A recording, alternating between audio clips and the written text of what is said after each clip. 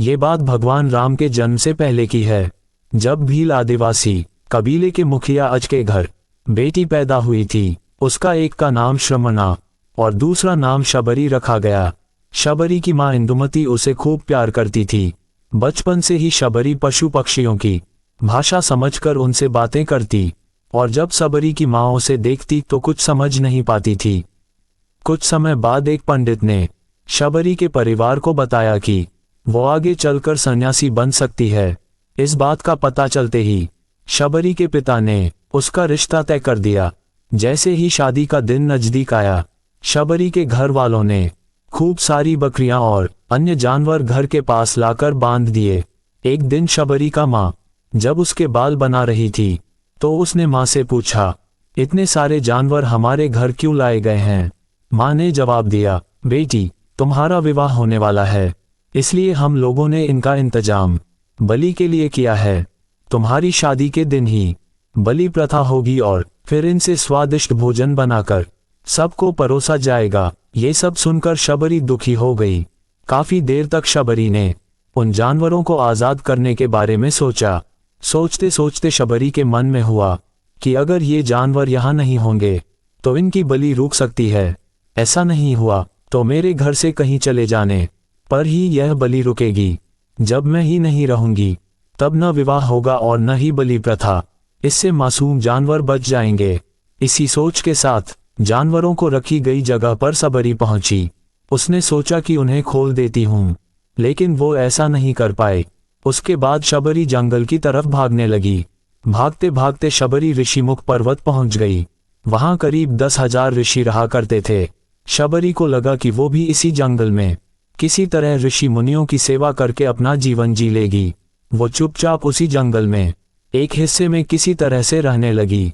शबरी रोजाना ऋषि मुनियों की झोपड़ी के आगे झाड़ू लगाती और हवन के लिए लकड़ियां भी लाकर रख देती।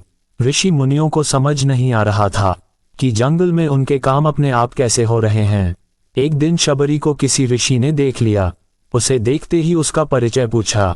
जैसे ही शबरी ने बताया कि वो भी आदिवासी परिवार से संबंध रखती है तो उसे ऋषियों ने खूब डांट लगाए। शबरी को इस बात का बिल्कुल भी पता नहीं था कि उसकी जाति छोटी है और उसे ऋषियों द्वारा जाति की वजह से अपमान सहन करना पड़ेगा। इतना सब होने के बाद भी शबरी हर ऋषि मुनि के दरवाजे पहुंचती और उनके आंगन में झाड़ू लगाकर उनसे गुरु दीक्षा देने के लिए कहती। हर कोई शबरी को उसकी जाति की वजह से अपने आश्रम से भगा देता था। ऐसा होते होते काफी समय बीत गया। उसके बाद शबरी मतंग ऋषि की कुटिया में पहुंची। वहां पहुंचकर मतंग ऋषि को शबरी ने बताया कि वो उनसे गुरु दीक्षा लेना चाहती है। उन्होंने खुशी खुशी उसे अपने गुरुकुल में रहने दिया और भगवान से जुड़ा ज्ञान देते रहे। शबरी ने भी अपने गुरु मतंग ऋषि की सेवा करने में कोई कसर नहीं छोड़ी। वो गुरुकुल के भी सारे काम करती थी। शबरी से खुश होकर मतंग ऋषि ने उसे बेटी मान लिया था। समय के साथ मतंग ऋषि का शरीर बूढ़ा हो गया। उन्होंने एक दिन शबरी को अपने पास बुलाया और कहा, बेटी, मैं अपना देह त्यागना चाह रहा हूँ। बहुत साल हो गए इस शरीर में रहते रहते। शबरी ने दुखी मन से कहा, आपके ही सहारे मैं इस जंगल में रह पाई हूँ। आप ही चले जाएंगे तो मैं जीकर क्या करूँगी? आप अपने संग मुझे भी ले जाए, मैं भी देह त्याग दूंगी। मतंग ऋषि ने जवाब दिया, बेटी, तुम्हें चिंता करने की जरूरत नहीं है। राम तुम्हारी चिंता करेंगे और ध्यान भी रखेंगे। शबरी ने राम का नाम सुनने के बाद पूछा, वो कौन है और उन्हें मैं किस तरह से ढूंढूंगी?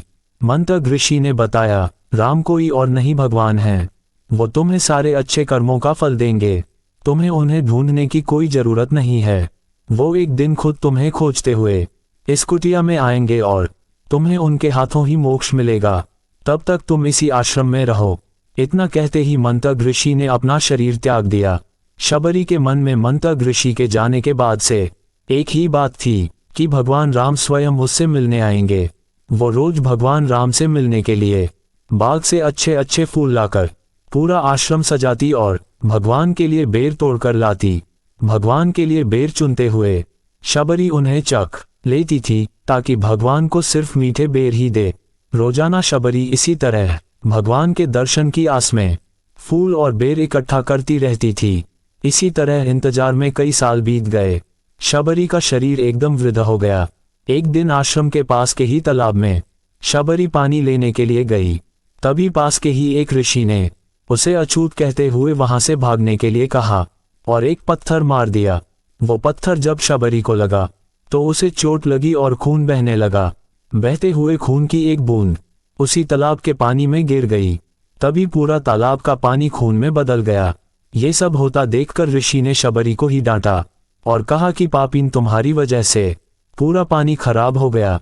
रोज ऋषि उस पानी को साफ करने के लिए अपनी कई तरह की विद्याओं का इस्तेमाल करते। कई सारे जतन करने के बाद भी कुछ नहीं हुआ। फिर उन्होंने गंगा जैसी कई पवित्र नदियों का जल भी उस तालाब में डाला, फिर भी तालाब का पानी साफ नहीं हो पाया और वो खून जैसा ही रहा। कई सालों तक तालाब के पानी को साफ करने की कोशिश के बाद भी कुछ काम नहीं आया, तो ऋषि ने थक कर सब कुछ छोड़ दिया। इस घटना के कई सालों के बाद भगवान राम अपनी पत्नी सीता के हरण के बाद उन्हें ढूंढते हुए उसी तालाब के पास पहुंचे। ऋषि मुनियों ने उन्हें पहचान लिया। भगवान को वहां देखकर ऋषियों ने तालाब का पानी साफ करने के लिए भगवान को अपने पैर उसमें डालने के लिए कहा, लेकिन पानी जैसे का तैसा ही था। ऋषि मुनियों ने भगवान से भी कई अन्य जतन करवाए, लेकिन वो पानी जस का तस खून जैसा ही रहा। तब भगवान ने ऋषियों से पानी के रक्त में बदलने की कहानी पूछी। तब ऋषि ने शबरी को पत्थर मारने वाली सारी बात बता दी। उसके बाद कहा कि वो महिला ही अपवित्र है, छोटी जात की है, इसलिए ये सब हुआ है। उसी वक्त भगवान राम ने कहा, ये सब आप लोगों के खराब वचनों से हुआ है। शबरी को इस तरह के शब्द बोलकर आप लोगों ने उसे नहीं बल्कि मेरे दिल को घायल किया है। इसी घायल दिल के रक्त का प्रतीक ये तालाब का लाल पानी है। आगे भगवान राम बोले, कहाँ है वो माई, मैं उनसे मिलना चाहता हूँ। तब तक शबरी उसी तालाब के पास पहुंच जाती हैं। इस दौरान शबरी के पैर को ठोकर लगती है और कुछ भूल उस तालाब में गिर जाती है। तभी सारा पानी साफ हो जाता है। भगवान सबसे कहते हैं कि देखिए, आप लोगों ने क्या कुछ नहीं किया, लेकिन पानी साफ नहीं हो पाया।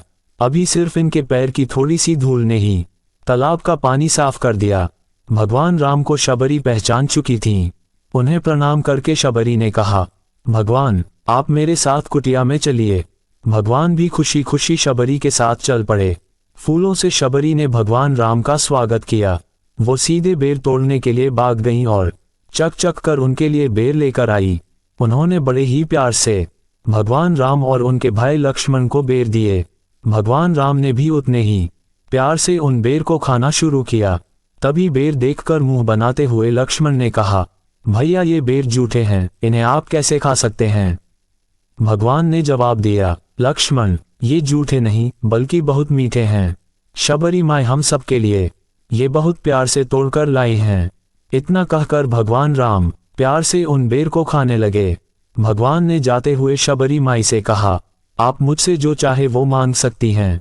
शबरी ने उन्हें कहा, मतंग ऋषि के कहने पर मैं आज तक सिर्फ आपके दर्शन करने के लिए जी रही थी। अब आप मुझे मोक्ष प्रदान कीजिए, मैं अपना शरीर आपके सामने ही त्यागूंगी। उसी वक्त शबरी ने अपना शरीर त्याग दिया। भगवान राम ने अपने हाथों से उनका अंतिम संस्कार किया और सीता माँ की खोज में आगे बढ़ गए।